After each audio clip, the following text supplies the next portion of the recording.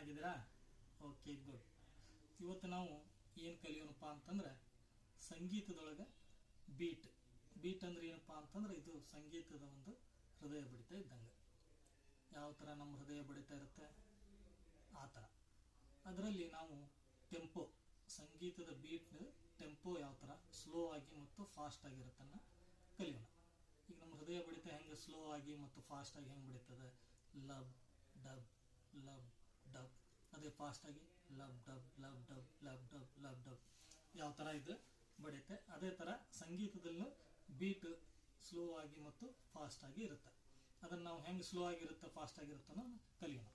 ಮೊದಲನೇದಾಗಿ ಸ್ಲೋ ಆಗಿ ಹೆಂಗಿರುತ್ತಪ್ಪ ಅಂತಂದ್ರೆ 1 2 3 4 1 2 3 4 1 2 3 4 1 2 3 4 ಯಾವ ಥರ ಇರ್ತದೆ ಸ್ಲೋ ಆಗಿ.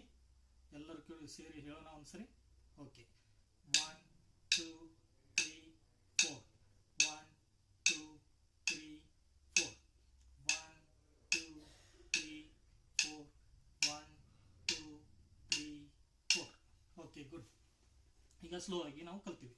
ಇದು ಫಾಸ್ಟ್ ಆಗಿ ಹೆಂಗಿರುತ್ತಪ್ಪ ಅಂತಂದ್ರೆ 1 2 3 4 1 2 3 4 1 2 3 4 1 2 3 4 1 2 3 4 1 2 3 4 ಯಾವ ಥರ ಇರುತ್ತೆ ಒಂದ್ಸರಿ ಹೇಳೋಣ ಫಾಸ್ಟ್ ಆಗಿ ಹೆಂಗಿರುತ್ತೆ ಅಂತೇಳಿ. 1 2 3 4 1 2 3 4 1 2 3 4 1 2 3 4. Okay good. ಈಗ ಸ್ಲೋ ಆಗಿ ಮತ್ತು ಫಾಸ್ಟ್ ಆಗಿರೋದನ್ನ ಕಲ್ತೀವಿ. ಇದನ್ನ ಎರಡು ಸೇರಿ ಒಂದ್ಸರಿ ಹೇಳೋಣ ನೋಡೋಣ. ಓಕೆ, ಮೊದಲನೇದಾಗಿ ಸ್ಲೋ ಆಗಿ 1 2 3 4 1 2 3 4 1 2 3 4 1 2 3 4.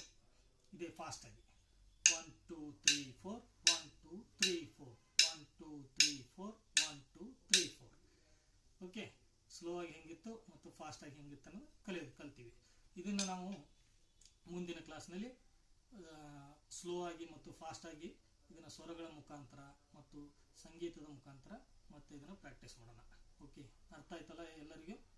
Okay good. ಬಾಯ್.